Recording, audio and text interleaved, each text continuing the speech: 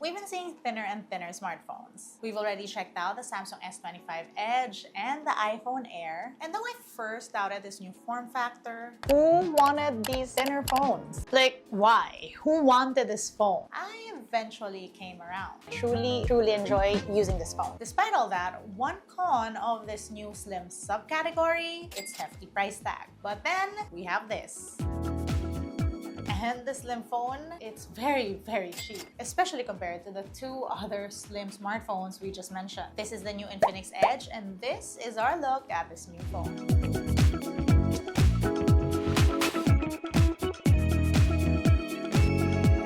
Good day, you beautiful people. It's very interesting because at a time when we're getting thicker, bulkier, bigger smartphones, with manufacturers deciding to slap on all the cameras they can onto phones, we're suddenly getting these very sleek, slim phones. In theory, these are more lightweight devices without sacrificing screen size, since, you know, we are, after all, glued to all our screens. Then with thinner phones come sacrifices, right? The Samsung S25 Edge is amazingly thin but lacks a telephoto camera and only packs a 3,900 mAh battery, measly compared to Android standards. The iPhone Air, though it may offer a well-balanced iPhone experience, offers only one rear camera and an even smaller 3,149 mAh battery. But the main thing, both phones have crazy price tags. The phone we're testing out right now follows that same slim design direction, but at a way more affordable price tag. Let's see what we get with the Infinix Edge.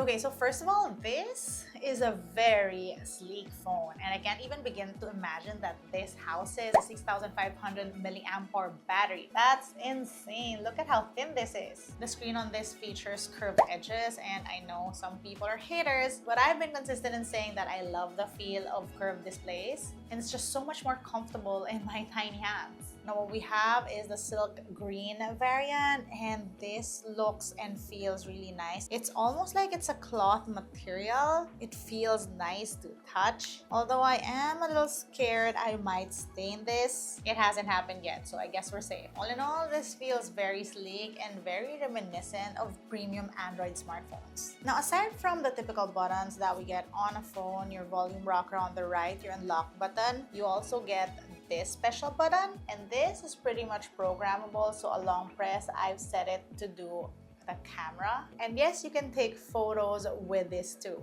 Now another cool thing on this phone is this, and that is what Infinix calls the halo lighting. And you can of course customize colors and the pattern that you want it to do, and customize when you'd want it to light up. That's a cool little touch, and I appreciate that on smartphones because it just gives you this little non-invasive notification. To give you context on just how thin the Infinix Edge is, I have the Air and the Samsung S25 Edge, and here they are side by side. As you can see, the rightmost is the Infinix Edge, and as far as thinness and thickness goes, like without a ruler and just by holding them in my hands, I'd say that they feel like or look like they're almost the same thickness. Though again, the Infinix Edge does have that curved display, so when you hold it, it does feel a little more thin than these two because the Samsung Edge has a flat side, and so does that iPhone Air. The Infinix Edge is powered by MediaTek Dimensity 7100. I've had no problems with everyday use cases, although I will say that it's not the snappiest phone I've tried. This thing runs on XOS 16, and Infinix calls the design on this OS Glow Space, although I will say that it looks a little familiar, especially that halo writing up top, such as me.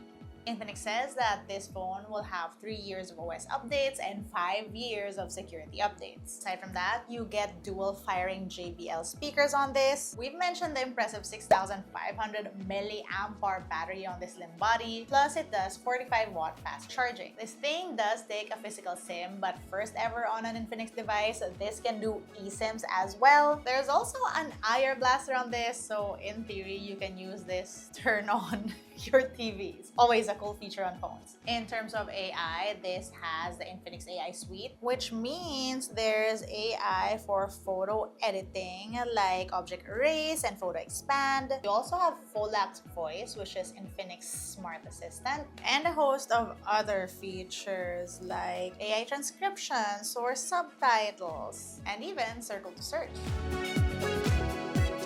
Now, in terms of camera, you only get two. That's a 50 megapixel main shooter on the rear and a 13 megapixel selfie camera. Aside from that hardware, Infinix uses an AI algorithm to enhance photos, and on this phone, you get live photo capabilities, a first on an Infinix phone. Of course, that one shooter does limit your shooting capabilities. I will say these are decent cameras, but I wouldn't recommend if you're someone who wants to get a phone specifically to shoot with. Here are some of my sample shots from this phone.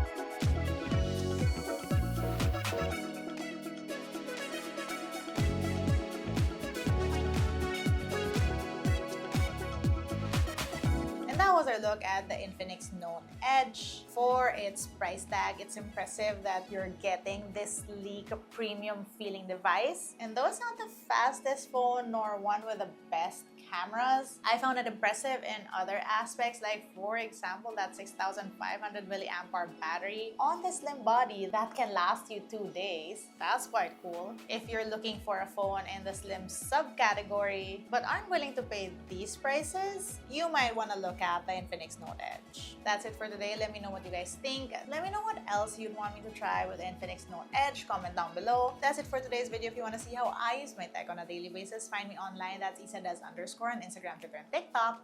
Till next time.